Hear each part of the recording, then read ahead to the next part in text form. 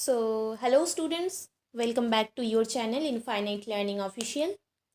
তো আজকের ক্লাসে আমরা তোমাদের ওয়েস্ট বেঙ্গল বোর্ডের ক্লাস 10-এর ইংলিশ টেক্সট বুক থেকে আরেকটি সুন্দর poem the snail line by line meaning এবং এক্সপ্লেনেশন পড়ব এবং আশা করব যে আজকের এই ক্লাসটি করার পর তোমাদের এই পোয়েমটি থেকে কোনো রকমের ডাউট বা কোনো রকমের অসুবিধা থাকবে না।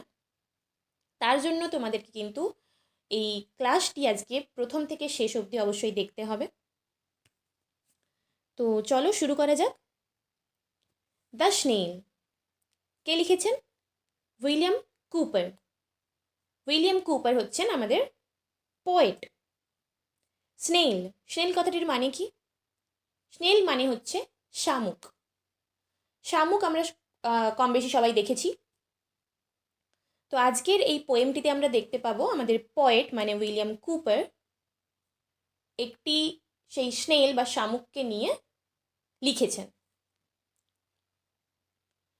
তো আমরা পোয়েমটি পড়ার আগে তোমাদের বইতে অথার এবং টেক্সট সম্পর্কে কিছু দেওয়া আছে, সেটা আগে পড়ে নি। চলো কি বলা আছে। উইলিয়াম কুপার, যিনি 1731-এ জন্মগ্রহণ করেন এবং 1800-এ যার মৃত্যু হয়, was one of the most popular poets of his time. তিনি ছিলেন তার সময়কার অন্যতম একজন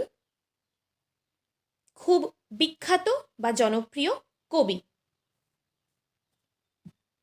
Cooper changed the direction of 18th century nature poetry by writing about the English countryside and the everyday lives of people. Cooper 18th সেঞ্চুরির প্রকৃতি সংক্রান্ত কবিতার দিক পরিবর্তন ঘটিয়েছিলেন। কিভাবে? তিনি তার ইংল্যান্ডের শহরতলি বা গ্রামাঞ্চলের এবং মানুষজনের প্রতিদিনের জীবনযাত্রা নিয়ে লেখালেখি করে তিনি তখনকার যে নেচার নিয়ে লেখালেখি হতো সেই সংক্রান্ত কবিতার দিক পরিবর্তন ঘটিয়েছিলেন। এই 18th সেঞ্চুরির সময়কালে মানে অষ্টাদশ শতকে বেশিরভাগ পোয়েটরা কী করতেন? তারা নেচার বা প্রকৃতি নিয়ে লেখালেখি করতেন। এই কারণে এই সময়কালকে আমরা রোম্যান্টিক পিরিয়ডও বলি। এবং যে সমস্ত পোয়েটরা এই নেচার বা প্রকৃতি নিয়ে লেখালেখি করতেন তাদেরকে রোম্যান্টিক পোয়েটসও বলা হয়। তো কুপার কি করেছিলেন? সেই প্রকৃতি সংক্রান্ত কবিতা তখনকার সময়ে যারা মানে সব বেশিরভাগ পোয়েটরা লেখালেখি করতেন, তিনি কিন্তু এই প্রকৃতি সংক্রান্ত কবিতার দিক পরিবর্তন ঘটিয়েছিলেন এবং তিনি ইংলিশ কান্ট্রি সাইড বা ইংল্যান্ডের শহরতলি এবং the everyday lives of people মানে মানুষজনের প্রতিদিনের জীবনযাত্রা নিয়ে লেখালেখি শুরু করেছিলেন। His famous works include Olney Hymens and The Tusk. তার বিখ্যাত কিছু কাজের মধ্যে রয়েছে Olney Hymens এবং The Tusk. The poem takes us into the private world of a snail where it is seen to lead a self-sufficient life. এই কবিতাটি আমাদেরকে একটি স্নেলের ব্যক্তিগত জীবনে নিয়ে যায়। Where it is seen to lead a self sufficient life, যেখানে আমরা দেখতে পাবো এটি কিভাবে তার স্বনির্ভর জীবনযাপন অতিবাহিত করছে সেটা আমরা এখানে দেখতে পাবো। We are allowed to observe, এখানে আমাদেরকে পর্যবেক্ষণ করার অনুমতি দেওয়া হয়। ইন মিনিট ডিটেইল, বিশদে পর্যবেক্ষণ করার অনুমতি দেওয়া হয়, খুব সূক্ষ্মভাবে বিশদে পর্যবেক্ষণ করার অনুমতি দেওয়া হয়। কি? The small yet self content world in which a snail lives, একটি শামুকের ছোট্ট স্বনির্ভর এবং নিজস্ব জগতের বিশদে এবং সূক্ষ্মভাবে পর্যবেক্ষণ করার অনুমতি আমরা পাই এই পোয়েমটি থেকে। এই পোয়েমটিতে আমরা দেখতে পাবো একটি স্নেল কিভাবে তার কাছে কোনো কিছু না থাকা সত্ত্বেও, তার সেই খোলসটি ছাড়া তার কাছে অন্য কোনো কিছু না থাকা সত্ত্বেও সে কীভাবে আত্মসন্তুষ্টির সাথে একটা স্যাটিসফাইড লাইফ কিভাবে সে অতিবাহিত করছে সেটা আমরা এখানে দেখতে পাবো। আমরা মানুষরা কি করি? বেশিরভাগ আমরা আমাদের জীবন নিয়ে সন্তুষ্ট কেউই থাকি না। আমরা আমাদের জীবনকে অন্যের সাথে সবসময় কম্পেয়ার করি এবং নিজেরা অসন্তুষ্টিতে বা ডিপ্রেশনে ভুগি। তো এখানে কিন্তু আমরা দেখতে পাবো যে স্নেল কিন্তু তার যেটুকু আছে সেটুকু নিয়েই সে কীভাবে সুখে এবং সন্তুষ্টিতে জীবনযাপন করছে সেটাই এখানে আমাদেরকে পোয়েট উইলিয়াম কুপার দেখিয়েছেন। তো চলো আমরা তাহলে আমাদের মেন পোয়েমে আসি। আচ্ছা, তো দ্য স্নেল এর প্রথম স্টেঞ্জাটা চলো দেখি কি বলা আছে। To grass or leaf or fruit or wall the snail sticks close nor fears to fall as if he grew their house and all together. কবি বলেছেন যে টু গ্রাস মানে ঘাসে, অর লিভ অথবা পাতায়, অর ফ্রুট অথবা ফলে, অর ওয়াল অথবা দেওয়ালে, দ্য স্নেল স্টিক্স ক্লোজ একটি শামুক খুব শক্তভাবে আটকে থাকে। নর ফিয়ার্স টু ফল কোনো রকম পড়ে যাওয়ার ভয় ছাড়াই সে আটকে থাকে। কোথায়? ঘাসে অথবা পাতায় অথবা ফলে অথবা দেওয়ালে একটি শামুক শক্তভাবে আটকে থাকে বা আঠার মতো করে চিপকে থাকে। স্টিক্স মানে আটকে থাকা। নর ফিয়ার্স টু ফল মানে পড়ে যাওয়ার কোনো রকম ভয় ছাড়াই। As if he গ্রিউ their house and all together যেন মনে হয় যে সে তার বাড়িঘর সমস্ত কিছু নিয়েই সেখানেই বেড়ে উঠেছে।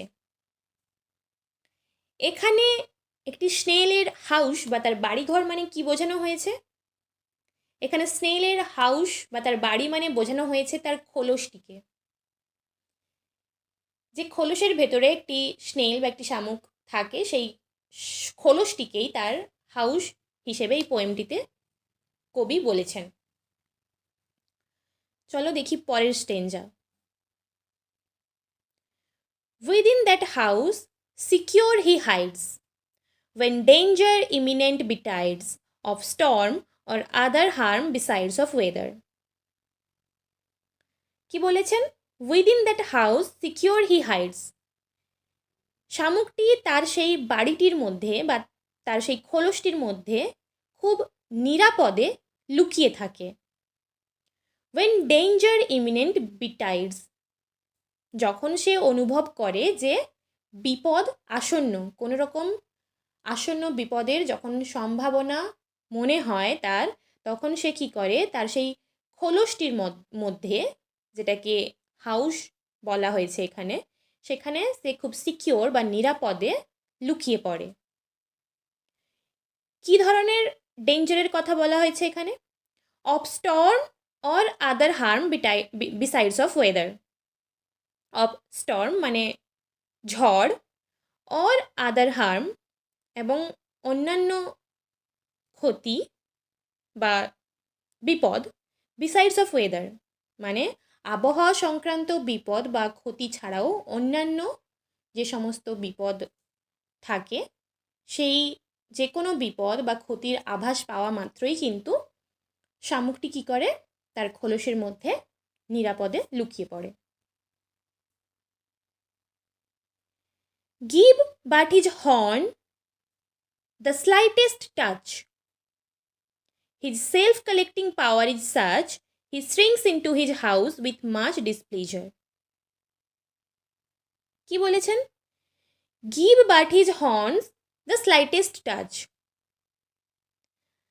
আমরা দেখতে পাবো শামুকের মাথার দিকে দুটো শিঙের মতো থাকে, সেটাকেই শামুকের হর্নস বলা হয়েছে। তো এখানে কবি বলেছেন যে give but his horns the slightest touch, যদি তার সেই শিং বা শুঁড়ে হালকা করে কেউ স্পর্শ করে,